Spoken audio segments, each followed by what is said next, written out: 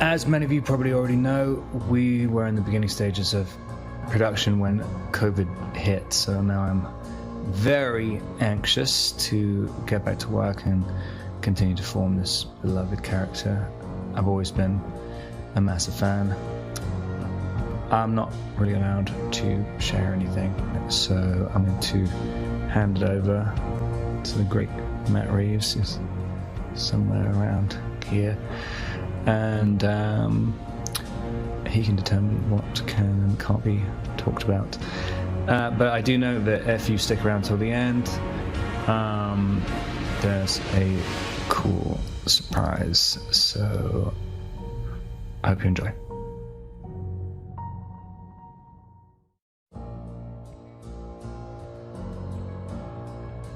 Matt, I'm so excited that you're here. Thank you so much for coming by. Thank you. It's great to be here. So, as Robert said, it's super early to tell us much about the movie, but I think what's exciting about where we are with DC and with this franchise specifically is that there's been a multiverse of Batman, right? And now you're taking over this particular iteration of Batman. What made you want to tell a Batman story? I mean, this is a heavy lift. What was it that drew you to this character in this world? Look, I love Batman, and I've loved Batman since I was a kid. And I never even imagined, when I began making movies, that I would do genre movies, because I just loved certain kinds of movies that were very character-based. And it's really interesting that as I got deeper into genre, I realized that that was a way to do very emotional stories, but under the guise of these sort of great mythic tales. And in particular, what excited me, and the thing I related to in the Batman story, was that he isn't a superhero in the traditional sense. He might have a cape, but he can't fly. He's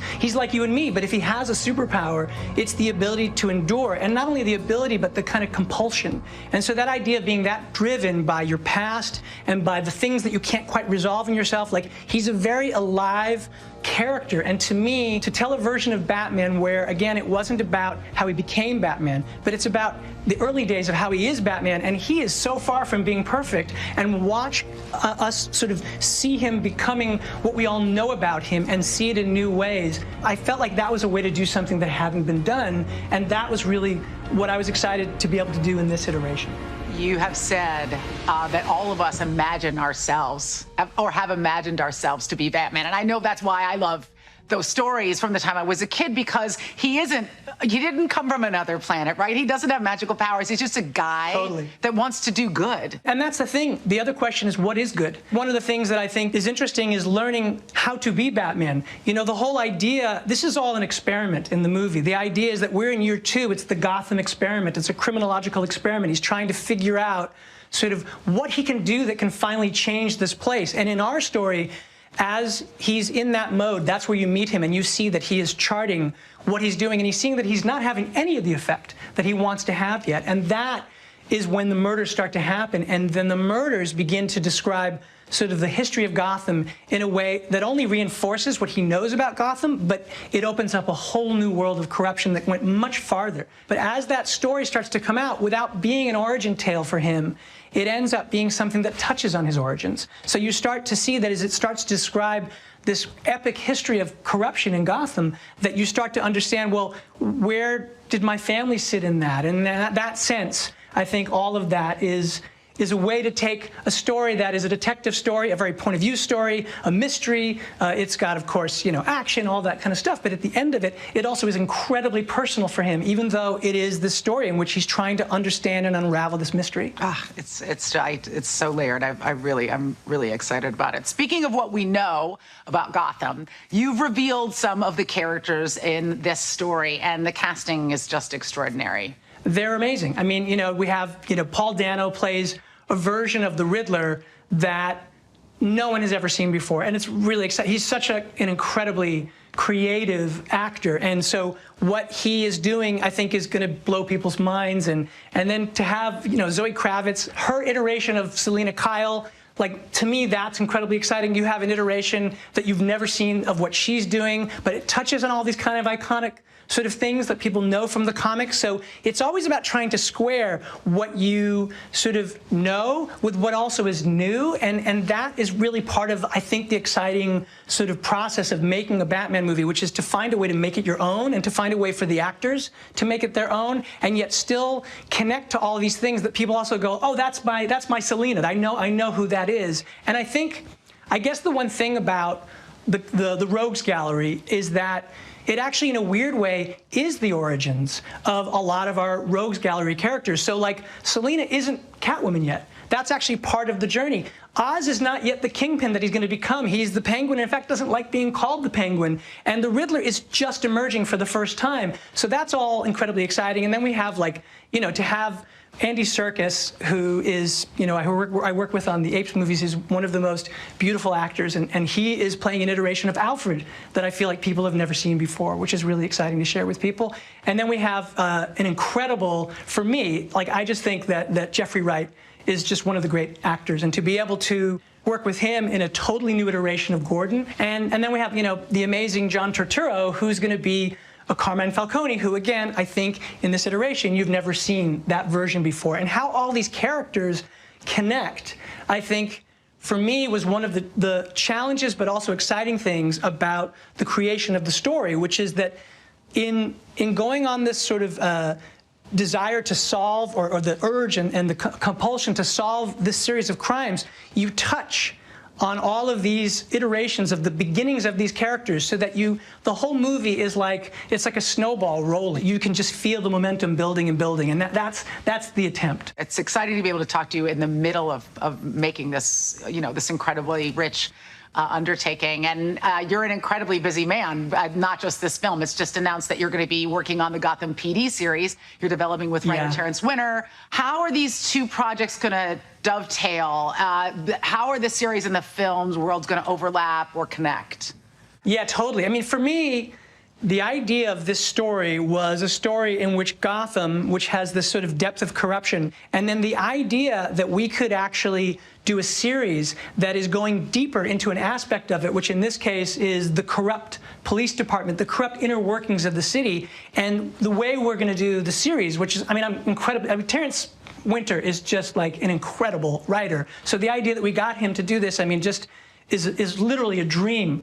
And the idea is we go back to year one, and year one is the beginning of the emergence. It's the first appearance of this masked vigilante that starts to unsettle the city, and you start to see the story through the point of view of these corrupt cops, and one in particular, and the story is actually a battle for his soul. And he's a cop over generations, and the history of corruption in Gotham is enormous and goes back many years. And the story is like, as you realize that there's this myth building in the background, you're actually in a new place where you've never seen these characters before, some of which we'll touch on that you may have seen from the comics, but others totally new. Then you can go down an avenue and go into detail that you couldn't do in a movie, and to go into these sort of rich places and meet entirely new characters that Terrence is going to create. I'm incredibly excited about it. That's awesome. I mean, like I said, it just dimensionalizes that multiverse that much more and adds that much more depth to it. Now, as you know, Matt, here in the DC Fandome, it's not just a celebration of all the superheroes and the villains that we love, but most importantly,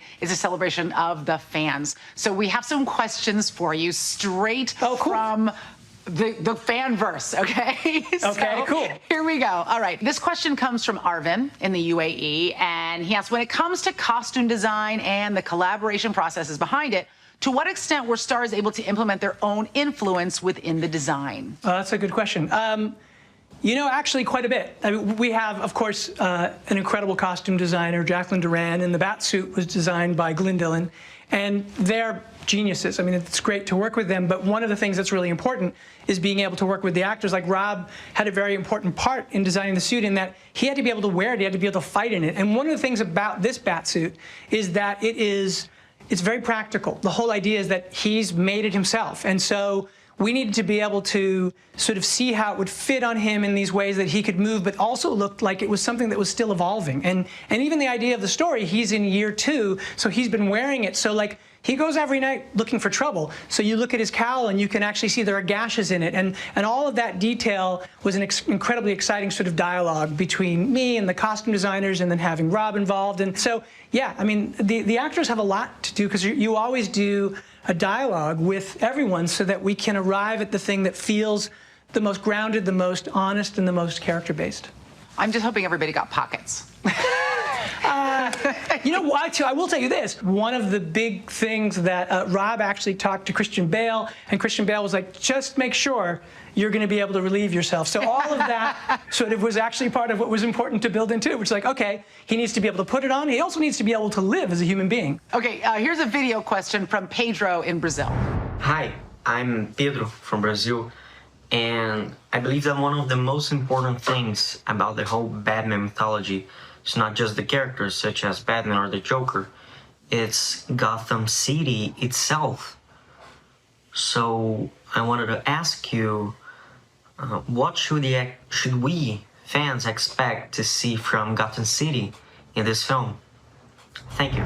You're absolutely right. Like, it's just as important as any of the Rogues Gallery. It's sort of like the nature of what this place is and the history of it is critically important to our story. And one of the things that I really wanted to do, because it is the center of this story, especially the history of corruption in the city, was I wanted to present it in a way that was really fleshed out. I wanted it to feel like an American city you'd never been to. I mean, other iterations have, you know, obviously the Burton one had very, very theatrical, beautiful, beautiful sets. And Nolan had the version that he created in Batman Begins, and that was a particular thing. And then parts of Chicago and parts of Pittsburgh.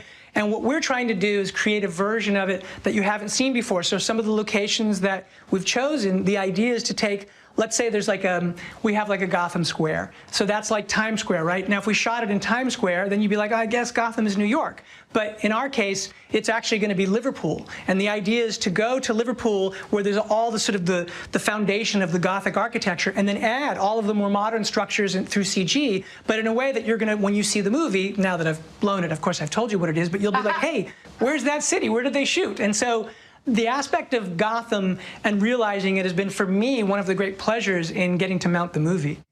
That's amazing. Evla from Germany says, it's already known that the movie is going to explore Bruce's second year as Batman. How do the citizens of Gotham perceive the vigilante? Oh, that's a good question. Because it's still early and because he is a vigilante, which means he takes the law into his own hands. I mean, if you were in a city and there was a guy who dressed up as a bat and showed up out of the shadows and sometimes confronted those people and beat them up because he felt what they were doing was wrong, so that he could sort of put the fear of God in them about the crimes that they're committing, I think we would wonder, well, gee, that guy sounds a little dangerous. He's not yet the vision of the character that he becomes, where he becomes a symbol of hope for the city. He's earlier in the trajectory, and so they're afraid of him, frankly. He's kind of a growing legend. I think there are some people who are wondering, does he exist? How exactly does he exist? And that legend is building day by day, and has been since he made his first appearance about a year and a half ago, as we were in year 2. So yeah, the public is afraid of him. I mean, that's one of the things I think that he will confront in the course of the story, and that Rob has to sort of deal with in playing the character, which is the idea of how he's perceived. And speaking of Rob, Aditya in Indonesia has a video question. What was the best part of Robert Pattinson that he was chosen as the new Batman? I mean, the thing about Robert Pattinson is he's an incredible actor. I feel like the work that he's done in the last, I don't know, 6 years has been incredible. Like, a friend of mine made a movie called Lost City of Z, and Rob appeared in that movie, and I was like, who is that guy? He had just such charisma, and Rob in the movie has this incredible beard, and you're like, who is that? And it's Rob, and Rob in The Rover, and Rob in Good Time. He is like a chameleon, and he's just such a gifted actor, and he's been working on his craft in this really incredible way, and he also happens to be a tremendous, passionate sort of fan of Batman the way that I am, and so it was an incredible thing to be able to connect with him and to share our excitement about the character and to work with him. I mean, you know, he looks like Batman, but more than anything, he has the soul of someone, I think, that can play a Batman like you've never seen before. Andy from Australia asks, how long did it take to build the Batsuit, Batmobile, and Batbike? And did you have to build a set to create the Batcave? You know, it's funny. It's like stepping into your childhood in a certain way, because, you know, obviously the first thing you have to do is you have to craft a story that you think is worthy of the character. But then once you've done that and it becomes like, oh yeah, we're making this movie, one of the things you have to do is you have to design a bat suit. You have to design a Batmobile. You have to have a bat cave. You have to have bat bikes, all of the things that he's going to have. And so, you know, for me, that's been one of the exciting things, and that happened even before we were quite done with the last iteration of the script. You know, we'd already gone through passes, and it was quite clear what the vision of the world was being. While I'm writing, I actually already have a production designer on, and so he would be sending, as I'm writing scenes, I might send stuff to James, and he's like, oh, well, what about this for a bat cave? And so, yes, we had to build a set for it. But I think it's an incredibly original and different set. I think it's going to be really fun for the audience to discover what version of exactly this bat cave is going to be. The Batmobile and the bat suit, they took a long time. You know, I mean, Glenn came on quite early, and we worked in the designing of it, again, as I was writing, and the idea of him being able to fight in it. And so they started illustrating, and I'd say we spent easily a year to do the bat suit and then to get into the Batmobile. And that, of course, that part's a dream. I mean, you know, the idea of getting to do your own version of the Batmobile is like, you're just kind of like, what? That's the incredible candy, right? Like the telling of a story is the hard work and trying to make sure that you're doing the right thing. And then when you get to dive into the idea of this car that, again, feels connected to this version of the character, a grounded version of the character, this is something that he built, and to try and look at those kind of rough seams and imagine how all that works, it's been an incredible sort of gift to be able to do that. So much fun. Alejo from Argentina asks, what will be the main difference between this Batman and the other incarnations from previous films? Oh, yeah. Well, I mean, I think, you know, as we said, it's not an origin tale, and you're meeting him in the early days. And for me, what's really important about this iteration is that, you know, a lot of the other stories are very much about how he had to master his fear and master himself in order to become Batman, and that in that Batman state, he's sort of in his best self. And I think for me, what was exciting was not doing that, not doing the origin, not doing what we'd seen done so beautifully in other movies, but instead to meet him in the middle of this criminological experiment, to see him in the becoming of Batman, and to see him make mistakes as Batman, and to see him grow and fail and be heroic, do all of the things that we associate with Batman, but in a way that felt very human and very flawed. The biggest fantasy, of course, as a kid would have been to be Batman. And so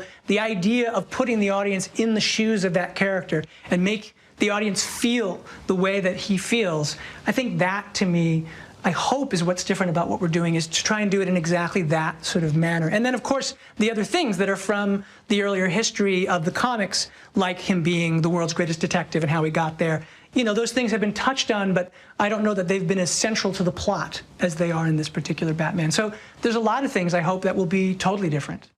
Cliff from Australia asks, what's one deep cut comic fans might be surprised to see has inspired the Batman? You know, for me, because I wanted to get into the mindset of the character and I wanted to think of the psychology, for me, I think one of the cool deep dive ones was Darwin Cook's ego. He's confronting the beast that is Batman, and it's kind of, there's a kind of duality. I mean, there's a lot in what, you know, I was trying to do in the story about him confronting the shadow side of himself. The degree to which you have self-knowledge, you're able to understand your motivations, but he's broken, Batman. So while he's doing all of these things for the reasons that he thinks is right and that have a heroic sort of grounding in them, there's also many things that are driven by the parts of himself he doesn't yet know. And so I would say that that kind of sort of psychological, Jungian shadow side, that sort of version of it is very much connected to that vision from Darwin Cook, from Ego. Yosef from Bolivia says, which non-Batman movie were Matt Reeves, yours, inspiration for the Batman? Oh, well, because the movie is a detective story, because it is a thriller in the sort of cop world, and because it's about corruption, we're treating this Batman story as if this could have happened. I mean, the idea is that, as I said, Batman doesn't have this sort of the ability to have sort of super heroic powers. He just has super heroic focus and super heroic drive. And so, for me, you know, a lot of movies like Chinatown was a key one, because Chinatown, Jake Gittes, in investigating that sort of the series of crimes that were part of that story, he discovers the depth of corruption in Los Angeles. And so in that way, it's like a classic noir.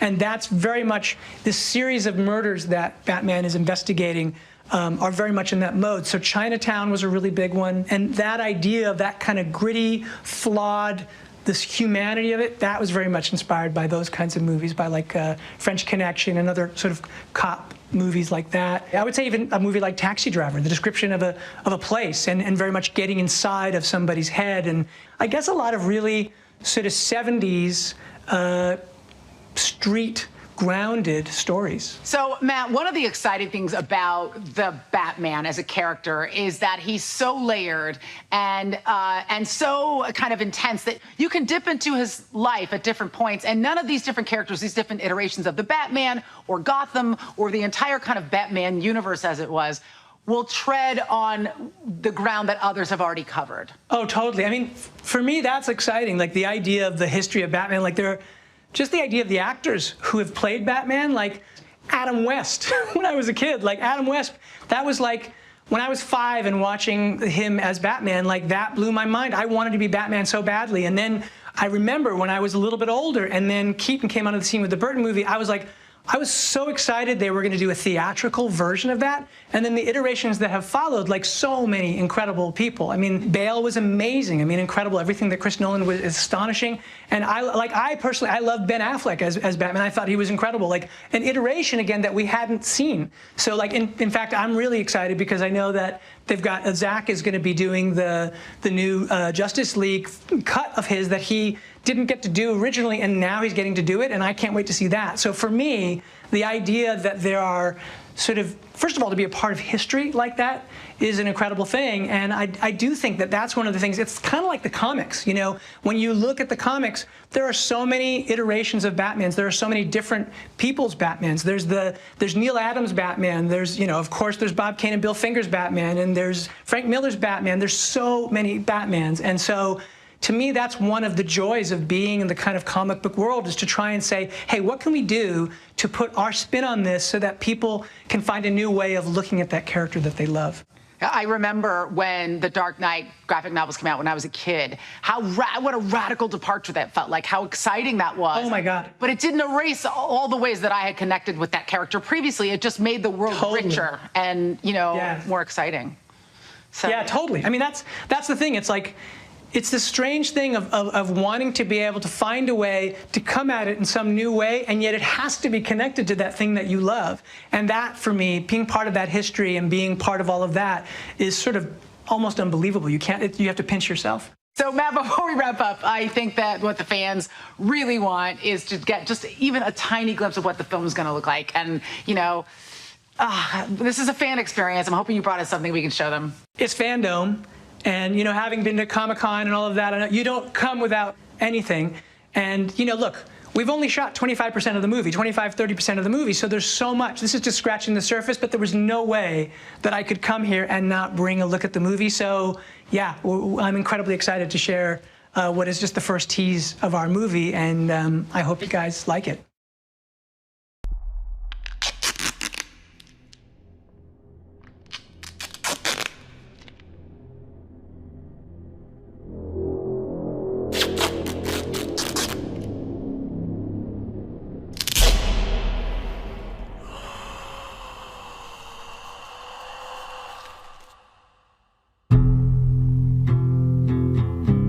Your secret friend.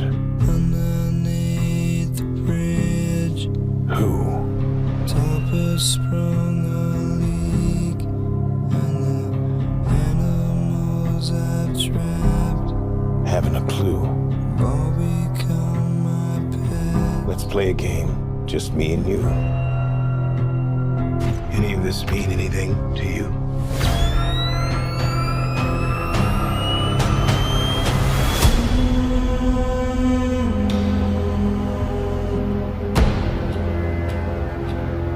You're becoming quite a celebrity.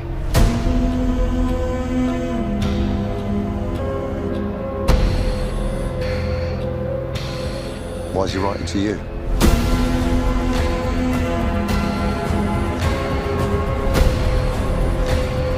If you are justice,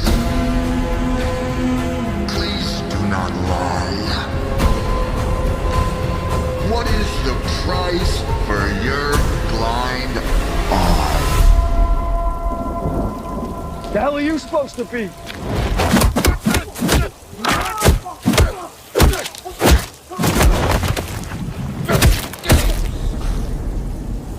I'm vengeance.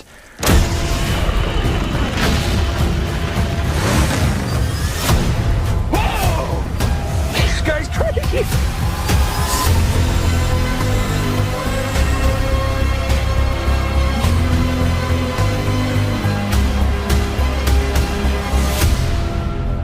You're part of this too. How am I part of it? You'll see.